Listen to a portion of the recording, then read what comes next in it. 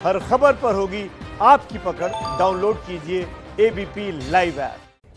34 साल बाद देश की शिक्षा नीति आखिरकार बदल गई। प्राइमरी एजुकेशन से लेकर हायर स्टडीज तक भारी फेरबदल किए गए हैं। क्या क्या बदला और इसका असर कैसे देश के बच्चों से लेकर बड़ों तक की पढ़ाई पर पड़ेगा, आपको समझना चाहिए।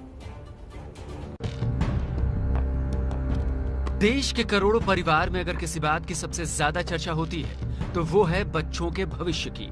और भविष्य अमूमन तय करने का रास्ता स्कूल और कॉलेज से होकर जाता है। मोदी सरकार ने 3 दशकों बाद आखिरकार देश की शिक्षा नीति बदल दी है। 5वीं तक की पढ़ाई अब मातृभाषा, स्थानीय भाषा और राष्ट्रभाषा में होगी। 8वीं और उससे आगे भी मुमकिन हुआ तो स्थानीय भाषा में पढ़ना होगा। अंग्रेजी की पढ़ाई सिर्फ एक विषय के तौर पर होगी। 9वीं से 12वीं कक्षा तक सेमेस्टर में परीक्षा होगी। नई शिक्षा नीति के तहत कोशिश ये है कि बोर्ड परीक्षा को ज्ञान आधारित बनाया गया है, जिससे रटकर याद करने की आदतों को कम किया जा सके। साथ ही आर्टिफिशियल इंटेलिजेंस की मदद से हर साल रिपोर्ट कार्ड तैयार होगी।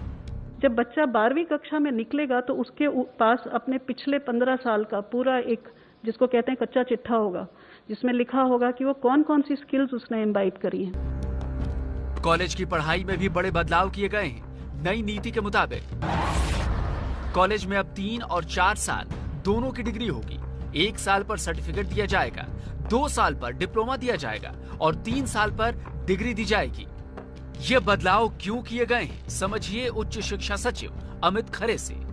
आर्थिक या अन्य कारण से जो लोग ड्रॉप आउट हो जाते हैं वो वापस सिस्टम में आ सकते हैं बिना अपना समय गंवाए हुए। व्यक्ति मल्टी डिसिप्लिनरी वेल राउंडेड अपने इंटरेस्ट के हिसाब से इंजीनियरिंग और म्यूजिक अगर सीखना चाहता है, अगर वहाँ संस्थानों को मल्टी डिसिप्लिनरी बनाया जाएगा, यूनिवर्सिटीज को मल्टी डिसिप्लिनरी बनाया जाएगा, वहाँ वो शिक्षा ले सकता है। पीएम मोदी ने नई शिक्षा नीति की तारीफ करते हुए कहा है कि शिक्षा के क्षेत्र में एक लंबे वक्त से बहुप्रतीक्षित सुधार था, जो आने वाले वक्त में लाखों लोगों का जीवन बदल देगा।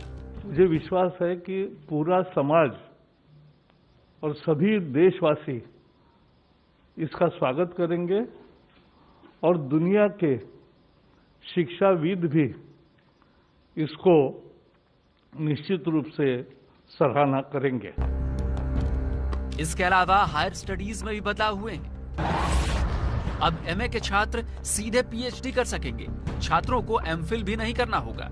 हर क्षेत्र में हर परिस्थिति का मुकाबला करने वाली पूरी दुनिया के लिए भारत में ज्ञान की महाशक्ति के रूप में उभर करके आएगी, जब पूरी दुनिया का सबसे बड़ा गंतव्य, शिक्षा का गंतव्य हिंदुस्तान होगा। यही नहीं, अब प्राइवेट और सरकारी यूनिवर्सिटी के नियमों को एक कर दिया गया है, जिससे प्राइवेट यूनिवर्सिटीज की मनमानी पर लगाम लगेगी। दिल्ली से नीरज पांडे की रिपोर्ट।